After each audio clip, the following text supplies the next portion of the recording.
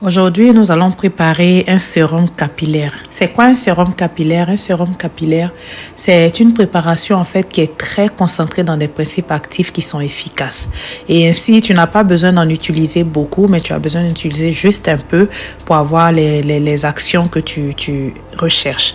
Donc, nous allons fabriquer aujourd'hui un sérum capillaire à base de 2 ingrédients vraiment efficaces. Le premier ingrédient que nous allons utiliser est du gingembre. J'ai laissé mon gingembre sécher pendant plusieurs jours, voire même plusieurs semaines. En fait, parce que je vais en utiliser beaucoup, mais je ne veux pas avoir beaucoup d'eau dans ma préparation. Donc, le gingembre que tu vois ici, c'est un petit sac de gingembre que j'ai laissé vraiment sécher sur 3 à 4 semaines. Et tu as très peu d'eau dans ce gingembre que je vais essayer de mixer pour avoir en fait une poudre de gingembre sur laquelle je vais continuer ma préparation. Donc après avoir essayé de mixer le gingembre tout seul, étant donné qu'il n'y a pas de liquide, c'était très difficile à mixer, mais je ne voulais pas ajouter d'eau. Donc j'ai déjà ajouté 1 cup d'huile d'olive sur le gingembre afin de permettre au gingembre de mixer correctement, d'être réduit en une forme de pâte qui va me permettre d'extraire facilement les principes actifs qui sont dans le gingembre. Sur ce gingembre, je vais ajouter mon deuxième ingrédient qui n'est tout autre que le romarin. Le romarin est reconnu pour sa capacité à booster la circulation sanguine au niveau du cuir chevelu. Ce composé est tellement efficace contre la chute de cheveux que je te conseille de l'avoir en fait dans toutes tes préparations. Donc ici, je vais utiliser une botte de romarin que je vais couper au ciseau afin de rendre les morceaux très petits pour faciliter le mixage.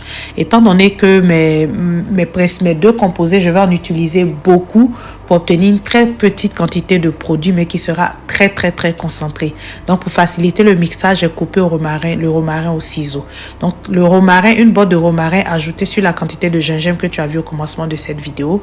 Avec 1 cup d'huile, je vais essayer de passer tout cela au mixeur. En fait, je veux vraiment mixer mes 2 ingrédients efficaces sans ajouter trop de liquide afin de pouvoir avoir un sérum, quelque chose de vraiment concentré en principe actif. Donc prends le temps de mixer, mais au besoin, si c'est vraiment compliqué à mixer, n'hésite pas à ajouter encore un peu d'huile, mais juste la quantité suffisante pour favoriser, pour faire en sorte que le mixeur puisse démarrer. Si tu n'as pas de mixeur pour cette étape, tu peux tout aussi bien utiliser un autre moyen pour réduire tes 2 ingrédients. Tu peux utiliser un mortier, tu peux piler tes ingrédients, mais veille à ce que le mortier ou quoi que ce soit que tu vas utiliser soit extrêmement propre parce que nous allons préparer une huile pour le cuir chevelu. Nous ne voulons pas apporter de bactéries dans notre cuir chevelu. Donc après avoir réussi tant bien que mal à mixer le gingembre et le romarin pour avoir une pâte avec un seul cup d'huile d'olive, je vais ajouter un autre cup d'huile d'avocat.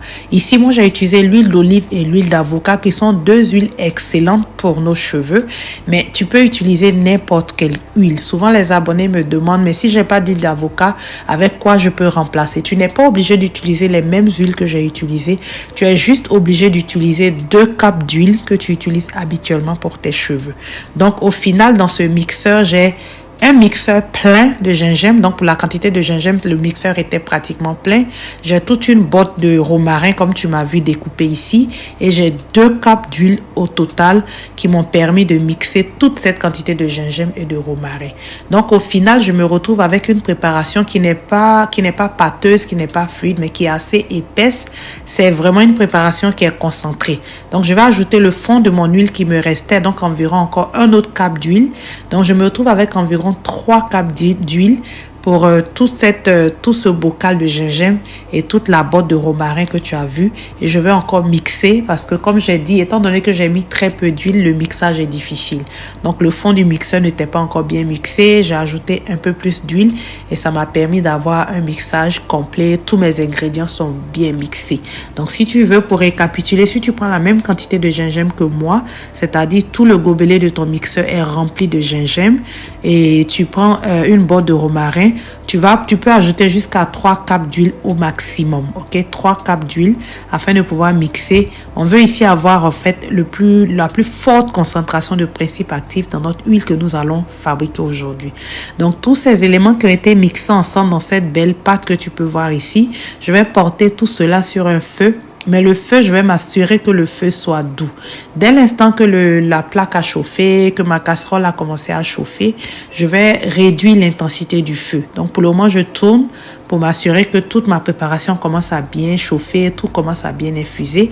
Et quand tout est assez chaud, la plaque est chaude, la casserole est chaude, comme tu peux le voir ici, je réduis le feu au minimum. Nous voulons en fait faire mijoter cette préparation avec le feu, le plus petit feu possible.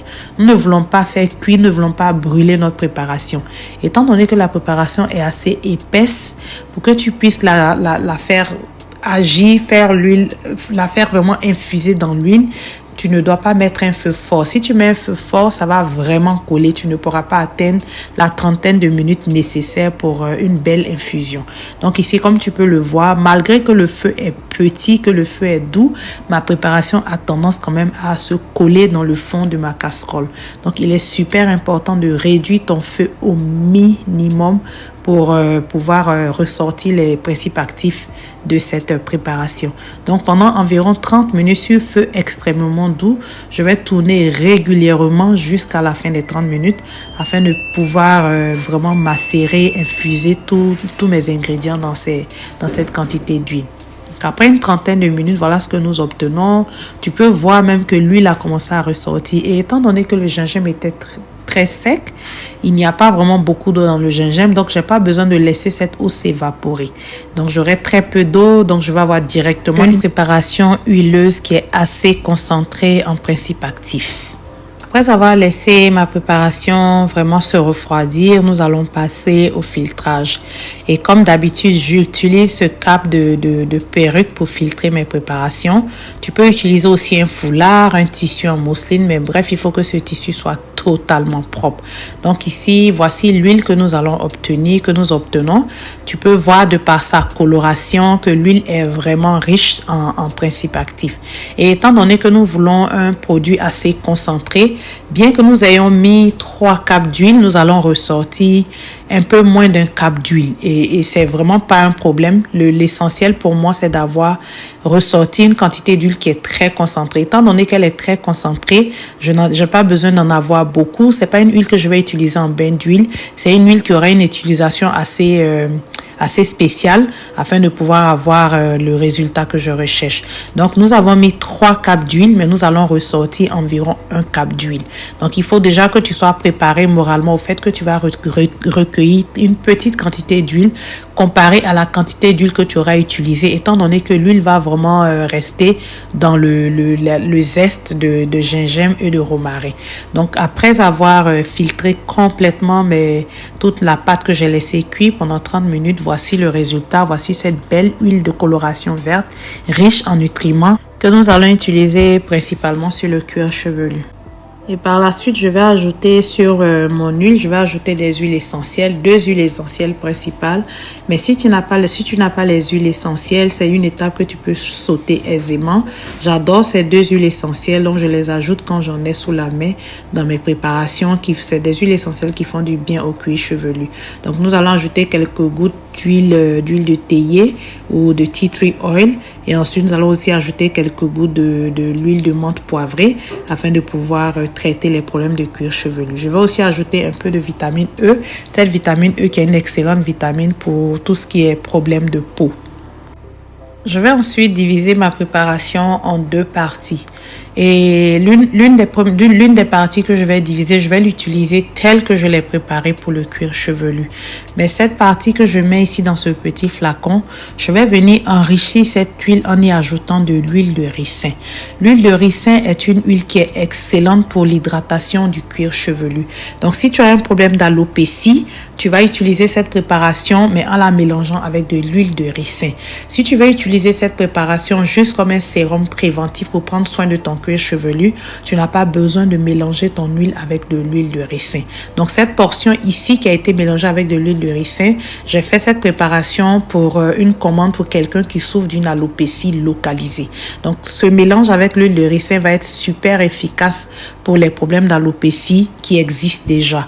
Mais le mélange qui a été fait sans huile de ricin, tu peux l'utiliser comme il est sur ton cuir chevelu pour traiter tes petits soucis de pellicule, de cuir chevelu qui démange, pour booster ta pousse, pour vraiment réhydrater ton cuir chevelu, pour traiter en général ton cuir chevelu. Ce sérum sera efficace pour plusieurs choses. Si tu as un spot, un petit espace au niveau de la tête où tu commences à développer de l'alopécie, tu as besoin de ce sérum. Si tu as de façon générale les cheveux qui s'affinent, tu as besoin de ce sérum. Donc, si tu as la recherche de volume, si tu sens que ton volume naturel a diminué, ou même si naturellement tes cheveux sont assez fins et que tu veux avoir un peu plus de volume, ce sérum est pour toi. Ce sérum, je combine son utilisation avec une infusion de romarin. Je te mets la vidéo dans laquelle je prépare cette infusion en bas de description, tu pourras la regarder. Donc, tu as besoin d'une infusion de romarin parce qu'en fait, pour hydrater, il faut d'abord de l'eau. Donc, nous allons ajouter l'infusion de romarin qui est l'un des ingrédients les plus efficaces sur l'alopécie, sur la chute de cheveux. Donc, cette infusion de romarin, nous allons l'étaler sur tout le cuir chevelu parce qu'elle a un problème de cheveux qui s'affinent, ok? Et tu peux voir même que son cuir chevelu n'est plus très en santé, il n'est pas hydraté. Donc, régulièrement, une fois par jour, nous allons appliquer cette infusion de romarin sur tout le cuir chevelu. Après avoir appliqué sur tout le cuir chevelu, il faut vraiment t'assurer que tout le cuir chevelu a été mouillé, mais pas trempé, ok? Tu n'as pas besoin de mettre une grande quantité. C'est pour cela que j'utilise cette bouteille de spray qui diffuse vraiment le produit de façon en petite quantité, mais en quantité suffisante pour hydrater le cuir chevelu. Étant donné que l'eau ne va pas rester sans s'évaporer, après avoir fait cette hydratation à base de l'infusion de romarin, je vais d'abord faire un massage pour m'assurer que l'hydrolat que je viens de mettre de romarin va pénétrer bien dans le cuir chevelu. Et de 2, ça va déjà commencer à booster la circulation sanguine au niveau du cuir chevelu. Il est conseillé de faire des massages du cuir chevelu régulièrement. Donc, tu vois qu'au travers de ce traitement, tu vas associer 2 choses. Tu vas associer un principe actif qui est efficace, qui est le romarin. Disons même 2 principes actifs efficaces qui sont le romarin et le gingembre. Mais également, tu vas associer un geste qui est efficace sur pour la pousse de cheveux, qui est le massage. Donc, après avoir massé le cuir chevelu, je vais maintenant passer à l'application de notre sérum, de notre huile que nous avons préparée aujourd'hui. L'huile, tu n'en prends pas en grande quantité, ok? Tu prends juste une toute petite quantité dans la paume de ta main et ensuite tu l'étales sur ton cuir chevelu. Mais j'insiste sur le fait que tu dois appliquer l'huile seulement là où tu as des problèmes. Il n'est pas conseillé de mettre quelque chose sur notre cuir chevelu régulièrement, ok? Tu peux mettre quelque chose sur ton cuir chevelu à condition qu'il y ait un problème. Donc vraiment, c'est un sérum qu'on va utiliser en toute petite quantité chez elle parce que de façon générale, elle a les cheveux qui s'affinent. Mais si tu as juste une zone d'alopécie, il est bon d'utiliser ce sérum juste au niveau de ta zone d'alopécie. Étant donné que dans ce sérum, j'ai mis de l'huile de ricin, et une huile relativement lourde, il est vraiment important de ne pas trop en mettre sur ton cuir chevelu et de ne l'utiliser que si ton cuir chevelu en a besoin. Donc, si tu as le cuir chevelu qui est asséché, tu as le cuir chevelu où tu sens que la peau est un peu fripée, tu sens que le cuir chevelu brille d'une façon bizarre et que les cheveux sont de plus en plus rares à ce niveau, alors tu vas faire ce traitement. Donc, tu vas l'appliquer au niveau des zones de problème. Et elle a un affinement général au niveau des cheveux. Donc, nous allons faire ce traitement-là régulièrement pendant 6 mois. Ok, donc nous allons le faire régulièrement pendant 6 mois et ensuite nous allons essayer de faire son shampoing une fois par semaine, sinon toutes les 2 semaines. Donc ainsi, c'est comme ça que tu utilises ce macérat. Donc j'aimerais savoir en commentaire, est-ce que tu trouves que tes cheveux se sont affinés? Si tu trouves que tes cheveux se sont affinés, dis-le nous en commentaire. Et depuis quand l'as-tu remarqué? Est-ce qu'il y a eu un événement particulier qui a fait que tes cheveux se sont affinés? Est-ce que tu as été malade? Est-ce que tu as eu un gros stress? Bref, j'aimerais savoir. Ou est-ce que c'est à partir d'une certaine coiffure? Parce que chez ma fille, nous avons fait des micro-locks et nous les avons détachés. Et ça a causé, ses cheveux se sont affinés. C'était un peu la cause de son problème. Donc, dis-moi en commentaire, selon toi, qu'est-ce qui a fait que tes cheveux se sont affinés et qu'est-ce que tu utilises pour régler ce problème? Et je t'invite à essayer vraiment ce traitement, ce double traitement de macérat de romarin, de l'hydrolat de romarin, le romarin qui a été infusé dans de l'eau, donc de l'hydrolat de romarin, et d'appliquer ensuite cette huile que nous venons de préparer qui est faite à base de gingembre et de romarin qui est vraiment concentrée et dans laquelle j'ai mis un peu d'huile de castor. Donc, sur ce, je te dis merci d'avoir regardé cette vidéo. N'hésite pas à t'abonner. YouTube me dit que beaucoup de personnes regardent mes vidéos sans être abonné. Si tu ne sais pas comment t'abonner, la cloche de notification qui est juste en dessous de la vidéo, tu cliques sur cette cloche et tu es abonné. Et on se dit à la prochaine dans une autre vidéo. Bye bye.